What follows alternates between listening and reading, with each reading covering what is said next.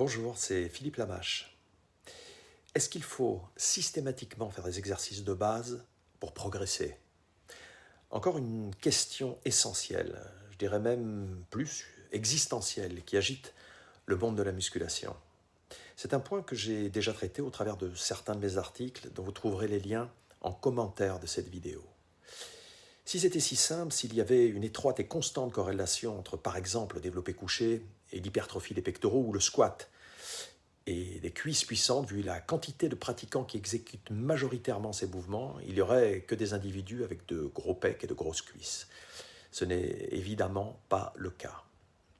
Les mouvements de base sont tellement mal exécutés que la plupart du temps, ils provoquent des traumatismes avant de faire progresser. Le poids étant systématiquement utilisé comme seul outil d'intensité au détriment de la bonne pratique. Mais qu'en est-il de l'amplitude du mouvement? Qu'en est-il du tempo d'exécution? Qu'en est-il de l'inertie? Qu'en est-il des temps de récupération? Amplitude, tempo, inertie, temps de récupération sont autant de paramètres d'intensité qui ne font pas partie ni du vocabulaire, ni de la culture d'une majorité de pratiquants. La charge utilisée, le nombre de répétitions, le nombre de séries sembleraient être les seuls critères. C'est comme les séries de 10 répétitions qui, d'après certains spécialistes, seraient la technique magistrale pour s'hypertrophier.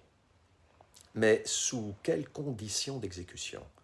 Là aussi, ça se saurait s'il suffisait de faire des séries de 10 répétitions pour s'hypertrophier.